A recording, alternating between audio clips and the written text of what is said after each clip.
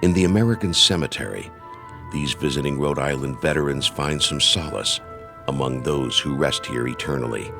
It also provides a setting for them to ask why they survived this invasion and this war, while so many here did not.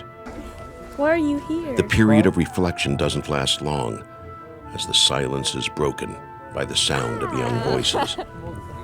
French school children on a field trip surround these aging men of D-Day to hear their stories and to say thank you. The first kiss, they kiss like this. Not like this.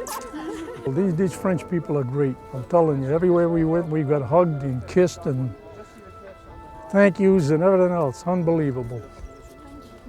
And it's the younger generations besides. I've got seven or eight men here buried that I go visit their graves.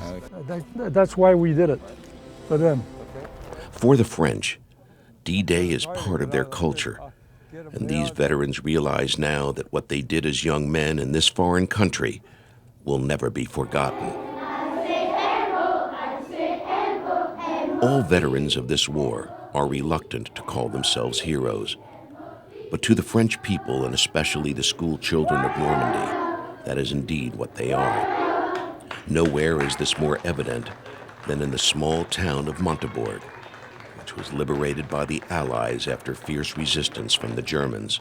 The men in my unit couldn't have won all their objectives without the help of your grandparents, I guess, maybe great-grandparents. So thank you for your grandmothers and fathers that made us helped us win the war.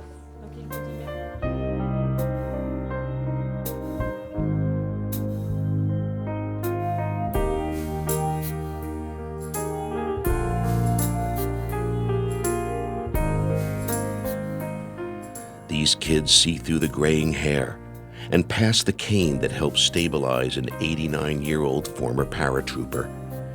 They see young American soldiers who traveled a great distance decades ago to free a country from Nazi oppression.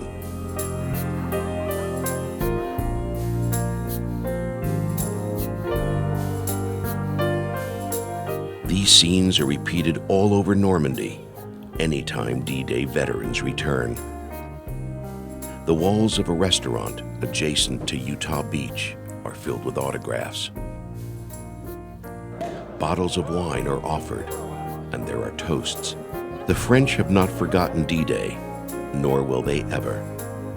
Long after these veterans have passed on, these children, who will then be adults, will tell their own kids about the day the soldiers visited their school and talked about freedom and sacrifice.